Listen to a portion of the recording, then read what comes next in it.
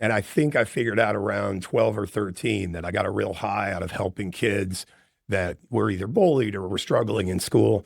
And so as I got into the university, I knew I wanted to be an educator and I wanted to challenge people while you sort of give them a loving nudge towards their dream. I was 13. I had bone cancer, so I'm a teenage cancer survivor. And there's a kind of a weight that sits on your shoulders when you're a survivor in that way. And I felt like I needed to do something more to give back. And I remember emailing some people at the district saying, I think this ends here.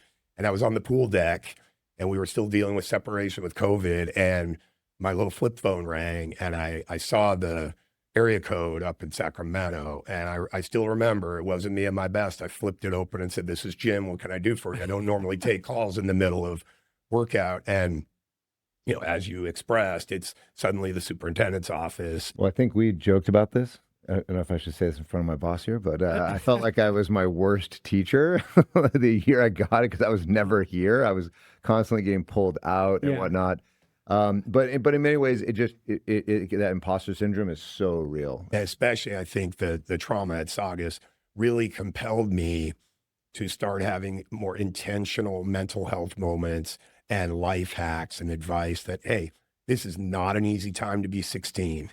I'm not going to quit on you, but I won't lower the bar. I taught myself how to code with ChatGPT. I asked it for a 30-day course to teach me Python coding. In your spare time. Right. And I wanted, as an experiment, because I wanted to experience what it was to learn with AI. And so I've been saying this for a while now, that there's going to be a future where some people have a very smart AI and some people have a dumb AI. Because it's feeding off what you... Yes, it's how you talk to it. Really interesting. I'm going to cheat. I'm not going to use a quote. It's more of a Japanese term, kaizen. Years ago, I was reading a book about education, and in it, the Japanese teacher in this international team introduced the concept, and I guess it translates roughly as like this unflinching dedication to improvement. And that was like rhetorical Velcro to me, that it just glommed on, and I've tried to impart that. And I teach it to swimmers and students and others. I don't care how difficult your day was, how bad a job interview was, for that matter, how your marriage fell apart.